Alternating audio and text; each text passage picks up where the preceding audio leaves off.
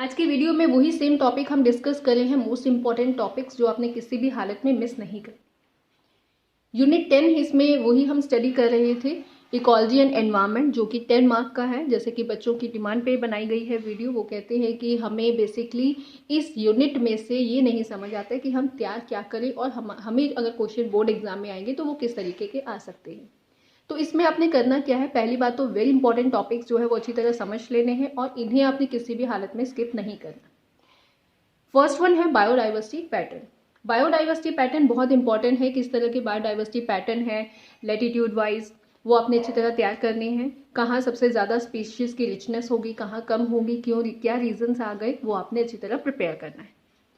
Loss of biodiversity important topic है क्योंकि इसमें से आगे फर्दर सब टॉपिक्स आ जाते हैं। क्यों लॉस हुआ बायोडाइवर्सिटी का, हैबिटेट लॉस कैसे हुई, फ्रेगमेंटेशन कैसे हो रही है, किस तरह का इम्पैक्ट आया है बायोडाइवर्सिटी पे इसके कारण, एलियन स्पीशीज कौन से होते हैं जिसके कारण बायोडाइवर्सिटी लॉस हो रही है, ओवर एक्सप्लॉयटेशन के कारण भी बायोडाइवर्सिटी लॉस होती है, खत्म हो रही है, वो आपने अच्छी तरह समझना है, एंड को एक्सटेंशन। जब आप इस टॉपिक को तैयार करोगे तो आपने एग्जाम्पल पे बहुत ज़्यादा स्ट्रेस देनी है क्योंकि एग्जाम्पल से रिलेटेड क्वेश्चन आ सकता है डायरेक्टली या फिर इनडायरेक्टली। उसके बाद बायोडाइवर्सिटी कंजर्वेशन आ गई। बायोडाइवर्सिटी कंजर्वेशन दो तरीके की होती हैं, in situ and ex situ. तो यहाँ आपने ये क्लियर करना है कि इन सीटू किस तरह की कंजर्वेशन होगी, कैसे कर सकते हैं, और एक्स सीटू कैसे होती है।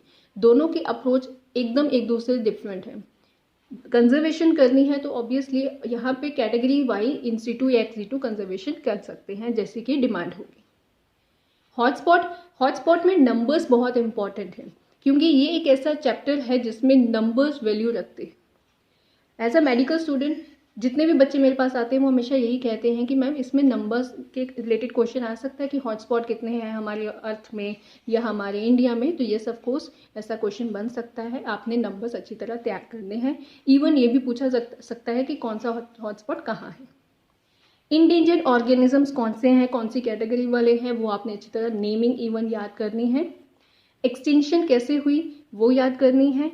रेड डाटा बुक में क्या क्या रिकॉर्ड है, किस तरह के ऑर्गेनिजम्स हैं, कितना नंबर है, वो वैल्यूज आपने याद रखनी। सेक्रेड ग्रोव्स कितने हैं, बायोस्फीयर रिजर्व कितने हैं, नेशनल पार्क कितने हैं, wild life sanctuaries and Ramsar sites कितनी हैं। यहाँ पर आपने नेम प्लस इनके नंबर्स याद रखने हैं, टोटल नंबर कितने हैं, चाहे इंडिया की बात की जा रही है चाहे वर्ल्ड की बात कही जा रही है। एक यहाँ पे रेड कलर से रेड सेपरेटली यहाँ पे टॉपिक एक मेंशन किया गया है, that is narrow and broad utilitarian approach. ये अप्रोच कैसी है, यहाँ पे आपको बुक में एनसीईआरटी में कुछ ग्राफ दिए गए जैसे पाई चार्ट होता है वैसे। उसमें डायग्राम में क्या होता है, इनवर्टिब्रेट या फिर वर्टिब्रेट रिलेटेड एक आपको पाई चार्ट दिया जाएगा। हो सकता है कि उसमें कोई आपको मिस करके पूछा जाए कि उसकी वैल्यू कितनी है या वो कितने नंबर हो सकते हैं। इस तरह से मोल्डेड क्वेश्चन बन सकता है। लास्ट है इसमें species richness area. Species richness area से रिलेटेड ग्राफ आ सकता है कि कितनी नंबर्स जो वैल्यूज है कितनी ज़्यादा या कम हो सकती हैं। तो आपने इसे अच्छी तरह प्रिपेयर करना है।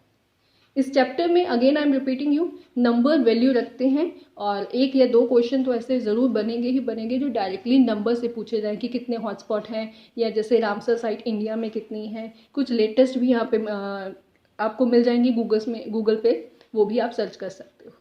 माई पॉइंट कि अगर आंसर साइट आप जब भी तैयार करोगे इस टॉपिक को तो अगर एनसीईआरटी में मेंशन है तो वो करना, नहीं तो गूगल से भी बहुत सारे मिल जाते हैं, आप उन्हें प्रिपेयर कर सकते हो।